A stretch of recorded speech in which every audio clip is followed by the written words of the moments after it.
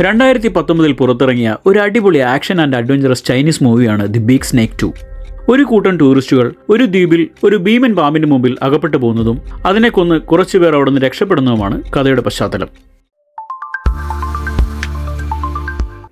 കഥയുടെ തുടക്കത്തിൽ ഒരു ബോട്ടിൽ കടലിലൂടെ യാത്ര ചെയ്യുന്ന കുറേ ടൂറിസ്റ്റുകളെയാണ് കാണിക്കുന്നത്. ഇയാളാണ് കഥയിലെ മുഖ്യ കഥാപാത്രം. ഇയാളുടെ മകളുടെ ബർത്ത്ഡേ ആയിരുന്നു അന്ന്. അവൻ മകൾക്ക് ഒരു വോക്കി ടോക്കി നൽകുന്നു. ഇത് നടന്നുകൊണ്ടിരിക്കുമ്പോൾ മറ്റുള്ളവർ കടലിൽ ഡോൾഫിനുകൾ ചാടി കളിക്കുന്നത് ആസ്വദിച്ചുകൊണ്ടിരിക്കുകയായിരുന്നു. എന്നാൽ ഡോൾഫിൻ മറ്റൊരു ഭീമൻ ജീവിയിൽ നിന്ന് രക്ഷപ്പെടുന്നതിന് വേണ്ടിയാണ് ഈ പരക്കം പായുന്നതെന്ന് അവർക്ക് മനസ്സിലായില്ല. അധികം താമസിയാതെ തന്നെ ആ ജീവി ആ ബോട്ട് ആക്രമിച്ചു. ബോട്ടിലുണ്ടായിരുന്നവർ എല്ലാവരും വെള്ളത്തിൽ വീണു. അതിനുശേഷം കാണിക്കുന്നത് കുറേ പേർ അവിടെ തന്നെ അടുത്തുള്ള ഒരു തീരത്ത് അടിഞ്ഞിരിക്കുന്നതാണ്. നമ്മുടെ നായകൻ ബോധം വന്നയുടനെ തൻ്റെ മകളെ നോക്കി, എന്നാൽ കണ്ടില്ല. അയാൾ അവളെ അന്വേഷിക്കാൻ തുടങ്ങി. അപ്പോഴാണ് അയാൾ അവൾക്ക് സമ്മാനമായി നൽകിയ വോക്കി ടോക്കിൽ നിന്നും അവളുടെ ശബ്ദം കേട്ടത്. രക്ഷപ്പെട്ടു. മകൾ ജീവനോടെ ഉണ്ടെന്ന് അയാൾക്ക് മനസ്സിലായി. തങ്ങളെ കൂടാതെ ആ തീരത്തിൻ്റെ മറുവശത്ത് വേറെയും കുറേ ആളുകൾ രക്ഷപ്പെട്ടു വന്ന് കരയ്ക്കടിഞ്ഞിട്ടുണ്ടെന്ന് അയാൾക്ക് മനസ്സിലായി. അയാൾ തിടുക്കത്തിൽ തന്നെ തൻ്റെ മകളുടെ അടുത്തേക്ക് പോകാൻ തുടങ്ങുകയായിരുന്നു. അപ്പോഴാണ് അയാളുടെ കൂടെ ഉണ്ടായിരുന്നയാൾ അയാളെ മറ്റൊരു പേടിപ്പെടുത്തുന്ന കാഴ്ച അയാൾക്ക് കാട്ടിക്കൊടുത്തത്. അവിടുത്തെ ആളുകളുടെ പുറകിൽ എന്തോ ഒന്ന് അനങ്ങുന്നതായി അവർ ശ്രദ്ധിച്ചു. അതൊരു ഭീമാകാരമായ പാമ്പാണെന്ന് അവർക്ക് മനസ്സിലായി. ആ ജീവിയെ കണ്ടതും എല്ലാവരും അവിടെ നിന്ന് ഓടി രക്ഷപ്പെടാൻ ശ്രമിക്കുന്നുണ്ട്. എന്നാൽ പാമ്പ് എല്ലാവരെയും ഒറ്റയടിക്ക് വിഴുങ്ങാൻ തുടങ്ങി. അത് തൻ്റെ വാലുകൊണ്ട് എല്ലാവരെയും ആകാശത്തേക്ക് പറത്തി, പിന്നെ ഈസിയായി വായിലാക്കാൻ തുടങ്ങി. എന്നാൽ നമ്മുടെ നായകന് ഇത് കണ്ടു നിൽക്കാൻ സാധിച്ചില്ല. അയാൾ തൻ്റെ മകളെ എങ്ങനെയെങ്കിലും രക്ഷിക്കാൻ വേണ്ടി മുന്നോട്ടോടി. എന്നാൽ കൂടെ ഉണ്ടായിരുന്നയാൾ അയാളെ തടഞ്ഞു. അവനെയും പാമ്പ് വിഴുങ്ങുമെന്ന് അയാൾക്ക് ഉറപ്പായിരുന്നു. അവർ നോക്കി നിൽക്കെ ആ ജീവി അയാളുടെ മകളെ അപ്പാടെ വിഴുങ്ങി. അവിടെയുള്ള ഭൂരിഭാഗം ആളുകളെയും വിഴുങ്ങിയ ശേഷം പാമ്പ് പതിയെ കാട്ടിനുള്ളിലേക്ക് പോയി. അവിടെയുള്ളവരെല്ലാം വളരെ വിഷമിച്ചു. അവരുടെ എല്ലാവരുടെയും പ്രിയപ്പെട്ടവരെ പാമ്പ് വിഴുങ്ങിയിരുന്നു. നമ്മുടെ നായകൻ തൻ്റെ മകളെ പാമ്പ് വിഴുങ്ങിയ സങ്കടത്തിൽ ഏങ്ങി കരയുകയായിരുന്നു. അപ്പോഴാണ് ആ വോക്കി ടോക്കിയിൽ നിന്ന് അവനൊരു സിഗ്നൽ ലഭിക്കുന്നത്. പാമ്പിൻ്റെ വയറ്റിൽ തൻ്റെ മകൾ മരിച്ചിട്ടില്ലെന്ന് അവനൊരു പ്രതീക്ഷ ലഭിച്ചു. അവൻ അവളെ രക്ഷിക്കാൻ വേണ്ടി കാട്ടിനുള്ളിലേക്ക് പോകാൻ തീരുമാനിച്ചു. അവൻ്റെ കൂടെ മാവോ എന്നു പേരുള്ള ഇയാളും പിന്നെ വേറെ കുറച്ചു പേരും കൂടി ചേർന്നു. എന്നാൽ അവിടെയുള്ള കുറേ പേർ ഇതിന് വിസമ്മതിച്ചു. പാമ്പിനെ തപ്പി പോകുന്നത് അവനവൻ്റെ കുഴി തോണ്ടലാവും എന്നാണ് അവരുടെ പക്ഷം. ഇതും പറഞ്ഞുകൊണ്ട് നിന്നിരുന്ന അവരിൽ ഒരാളെ ചുവന്ന ഒരു വിചിത്ര ജീവി ആക്രമിച്ചു. ഒരാളെ വിഴുങ്ങിക്കൊണ്ട് കാടിനകത്തേക്ക് അത് തിരിച്ചുപോയി. അവിടെയും അവർക്ക് രക്ഷയില്ലെന്ന് ആളുകൾക്ക് മനസ്സിലായി. അവർ എല്ലാവരും ചിതറി ഓടാൻ തുടങ്ങി. എന്നാൽ മറുവശത്ത് ആ വലിയ പാമ്പ് അത് വിഴുങ്ങിയ എല്ലാവരെയും അതിൻ്റെ വലിയ മാളത്തിൽ കൊണ്ടുപോയിട്ട് തൽക്കാലം അവിടുന്ന് പോയി. അവിടെ കൊണ്ടുപോയിട്ട് ആളുകളിൽ കുറേ പേർ ഇനിയും മരിച്ചിട്ടുണ്ടായില്ല. നമ്മുടെ നായകൻ്റെ മകളും അതിലുണ്ടായിരുന്നു. അക്കൂട്ടത്തിലുണ്ടായിരുന്ന ബോട്ടിൻ്റെ ക്യാപ്റ്റൻ അവിടെ നിന്ന് എങ്ങനെയെങ്കിലും പുറത്തു കടക്കുന്നതിന് വഴി തേടുകയാണ്. എന്നാൽ നിർഭാഗ്യവശാൽ അവർക്കതിന് സാധിക്കുന്നില്ല. എന്നാൽ ഗുഹയ്ക്കുള്ളിൽ അവർ കുറെ വലിയ പാമ്പിൻ മുട്ടകൾ ഇരിക്കുന്നത് ശ്രദ്ധിച്ചു. അതിൽ തൊടാൻ പോയ ക്യാപ്റ്റനെ ആ പെൺകുട്ടി വിലക്കി. കാരണം മുട്ട പൊട്ടിയാൽ അതിനുള്ളിലെ പാമ്പുകൾ പുറത്തു വരുമെന്ന് അവൾക്കറിയാമായിരുന്നു. എന്നാൽ ഇത് കേട്ടുകൊണ്ടിരുന്ന മറ്റൊരാൾ, ഈ കോട്ടിട്ടവൻ, ഒരു കല്ലെടുത്ത് ആ മുട്ടയിൽ ആഞ്ഞുകുത്തി. മുട്ട തനിയെ വിരിഞ്ഞ് പാമ്പ് പുറത്തു വരുന്നതിന് മുമ്പ് അതിനെ കൊല്ലുന്നതിന് വേണ്ടിയാണ് മരമണ്ടനായ ഇയാൾ അങ്ങനെ ചെയ്തത്. ഇങ്ങനെ ചെയ്തതോടെ അയാൾ മറ്റുള്ളവർക്കും കൂടി നല്ല പണിയാണ് കൊടുത്തത്. മുട്ടയ്ക്കുള്ളിൽ നിന്ന് പാമ്പ് പുറത്തു വരുമ്പോഴേക്കും അവരെല്ലാവരും വേഗം അതിൻ്റെ മുന്നിൽ നിന്ന് മാറി ഒളിച്ചിരുന്നു. എന്നാൽ അവിടെ ഒരു തളർന്നു പോയ സ്ത്രീ ഉണ്ടായിരുന്നു. അനങ്ങാൻ പറ്റാതെ കിടന്നിരുന്ന അവളെ പാമ്പ് വിഴുങ്ങി. ബാക്കിയുള്ളവർ തൽക്കാലത്തേക്ക് രക്ഷപ്പെട്ടു. അടുത്ത സീൻ കാണിക്കുന്നത് രക്ഷിക്കാൻ വേണ്ടി ഇറങ്ങിത്തിരിച്ചിരിക്കുന്ന ഗ്രൂപ്പിനെ കാണിച്ചുകൊണ്ടാണ്. അവർ എത്രയൊക്കെ നോക്കിയിട്ടും അവർക്ക് പാമ്പിൻ്റെ ഗുഹ കണ്ടുപിടിക്കാൻ കഴിഞ്ഞില്ല. നിരാശരായി അവർ ഒരു സ്ഥലത്ത് വിശ്രമിക്കാൻ വേണ്ടി ഇരിക്കുകയാണ്. നമ്മുടെ മാവോ അവിടെ ഉണ്ടായിരുന്ന ഒരു മരത്തിന്റെ വള്ളി മുറിച്ചതും അതിൽ നിന്ന് എന്തോ ഒരു കറുത്ത വെള്ളം താഴേക്ക് ഒഴുകാൻ തുടങ്ങി. ആ സമയത്ത് മറ്റൊരാൾ ഒരു സിഗരറ്റ് കത്തിച്ചതും അറിയാതെ തീപ്പെട്ടി ആ കറുത്ത ദ്രാവകത്തിലേക്ക് വീണു. പെട്ടെന്ന് തന്നെ തീ ആളിക്കത്താൻ തുടങ്ങി. മാവോ വേഗം ആ തീ അണച്ചു. എന്നാൽ കറുത്ത ദ്രാവകം പെട്ടെന്ന് തീ പിടിക്കുന്ന ഒന്നാണെന്ന് അവർക്ക് മനസ്സിലായി. അതിന്റെ പുക ശ്വസിച്ചതും നമ്മുടെ നായകന് എന്തോ തല കറങ്ങുന്നത് പോലെയൊക്കെ തോന്നുന്നുണ്ട്. ആ വലിയ പാമ്പ് അവന്റെ പുറകിലുള്ളതുപോലെ അവന് തോന്നി. അത് അവനെ വലിഞ്ഞു മുറുക്കി. അവന്റെ മകളുടെ കരച്ചിലും അവൻ കേൾക്കുന്നുണ്ട്. അവനെ പാമ്പ് വിഴുങ്ങാൻ വരുമ്പോഴേക്കും ആരവന്റെ മുഖത്ത് വെള്ളം തെളിച്ചു. അതെല്ലാം അവന്റെ തോന്നലായിരുന്നെന്ന് നമുക്ക് മനസ്സിലാവും.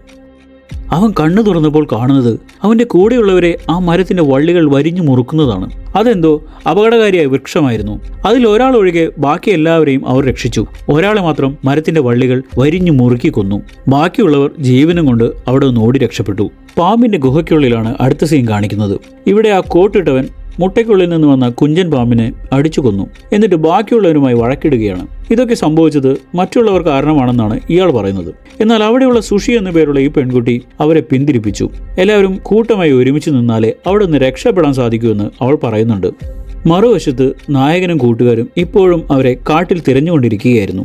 പാമ്പിനെ നേരിടുന്നതിന് വേണ്ടി ആയുധങ്ങൾ അവർ ഉണ്ടാക്കിയെടുത്തു. അതിനിടയിൽ അവരുടെ കൂട്ടത്തിലുള്ള ഒരാൾ അടുത്ത അരുവിയിൽ വെള്ളം കുടിക്കാനായി പോയി. പെട്ടെന്ന് ഒരു ജീവി പറന്നു വന്ന് അവനെ ആക്രമിച്ചു. പറക്കാൻ കഴിയുന്ന ഒരു പ്രത്യേകതരം മത്സ്യമായിരുന്നു അത്. അതിന് വലിയ പല്ലുകളുണ്ടായിരുന്നു. പറന്നു വന്ന് ആക്രമിച്ച ആ മത്സ്യത്തെ അവൻ പിടിച്ച് വീണ്ടും അരുവിയിലേക്ക് വലിച്ചെറിഞ്ഞു. അത് വീണ്ടും ആക്രമിച്ചു. വീണ്ടും അവൻ അത് തന്നെ ചെയ്തു. എന്നാൽ അവിടുത്തെ ഭയങ്കരമായ ശബ്ദം കേട്ട് അവിടെ ഒരു കൂട്ടം ഇത്തരത്തിലുള്ള മത്സ്യങ്ങളുണ്ടെന്ന് അവന് മനസ്സിലായി. അവൻ ജീവനും കൊണ്ട് അവിടെ നിന്ന് ഓടി. എന്നാൽ മത്സ്യങ്ങൾ കൂട്ടമായി അവരെ ആക്രമിച്ചു. അവർ അവിടെ നിന്ന് ഓടാൻ ശ്രമിക്കുന്നുണ്ട്. എന്നാൽ മത്സ്യങ്ങൾക്ക് അതിലേറെ വേഗമുണ്ടായിരുന്നു. അവർ അവയുമായി യുദ്ധം ചെയ്യാൻ തീരുമാനിച്ചു. എന്നാൽ അവയുടെ വേഗത്തിന് മുന്നിൽ പിടിച്ചു നിൽക്കാൻ അവർക്ക് സാധിക്കുന്നില്ല. മാവോ കുറേ നേരം ഫൈറ്റ് ചെയ്ത് നോക്കിയെങ്കിലും അവൻ അവസാനം പരിക്കേറ്റു. അവനൊരു കാര്യം മനസ്സിലായി.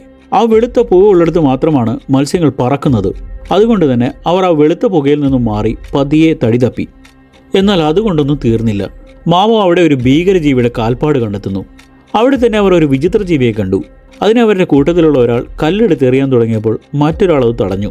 അപ്പോഴേക്കും ചുവന്ന മറ്റൊരു ജീവി അതിനെ കടിച്ചെടുത്തു കൊണ്ടുപോയി. ഈ ജീവിയെ നമ്മൾ സിനിമയുടെ ആദ്യ ഭാഗത്ത് കണ്ടിരുന്നു.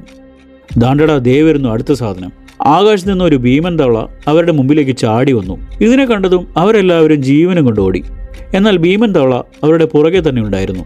അത് നാവ് നീട്ടി കൂട്ടത്തിലുള്ള ഒരു വൃദ്ധനെ വലിച്ചെടുത്തു. എന്നാൽ ഭാഗ്യത്തിന് അയാൾ ഒരു തെങ്ങിൽ മുറുകെ പിടിച്ചിരുന്നു. അപ്പോഴേക്കും ബാക്കിയുള്ളവർ അയാളെ രക്ഷിക്കാൻ വേണ്ടി ഓടിച്ചെന്നു. അവരെല്ലാവരും കൂടി പിടിച്ചിട്ടും അവർക്ക് അയാളെ രക്ഷിക്കാൻ കഴിഞ്ഞില്ല. അവസാനം അതിലൊരുത്തൻ ഒരു കത്തിയെടുത്ത് ആ തവളയുടെ നാവിൽ ആഞ്ഞുകുത്തി. പെട്ടെന്ന് തന്നെ അവിടെ നിന്ന് ആസിഡ് പോലെ എന്തോ ഒന്ന് അയാളുടെ മുഖത്തേക്ക് വീണു. അയാളുടെ മുഖം മുഴുവൻ പൊള്ളിപ്പോയിരുന്നു. അപ്പോഴേക്കും മാവോ ഒരു മരം കൊണ്ടുണ്ടാക്കിയ കുന്തം കൊണ്ട് തവളയുടെ കണ്ണിന് നേരെ ഒറ്റയേറ്. ഇത് ആ ജീവിക്ക് പിടിച്ചു നിൽക്കാൻ പറ്റിയില്ല. അത് അയാളെ പിടിവിട്ടു. ആ തക്കത്തിന് അവരെല്ലാവരും അവിടെ നിന്ന് ജീവനും കൊണ്ട് ഓടി. പക്ഷേ തവള വിടുന്ന ലക്ഷണമില്ല. അത് പിന്നെ അവരുടെ പുറകെ പോയി.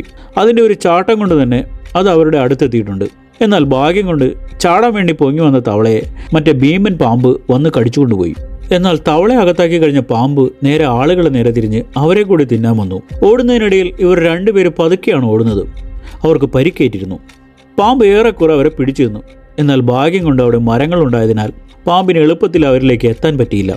പാമ്പിൻ്റെ ശ്രദ്ധ തിരിക്കുന്നതിന് വേണ്ടി അവരുടെ കൂട്ടത്തിൽ മറ്റൊരാൾ ഒരു തേങ്ങയെടുത്ത് പാമ്പിനെ നോക്കി ഒറ്റയേറ്. ഏറുകൊണ്ടതും പാമ്പ് നേരെ അയാളുടെ നേരെ തിരിഞ്ഞു. അയാൾ വേഗം ഓടി ഒരു ചെറിയ പൊത്തിൽ കയറി ഒളിച്ചു. അങ്ങനെ ഭാഗ്യത്തിന് അവൻ രക്ഷപ്പെട്ടു.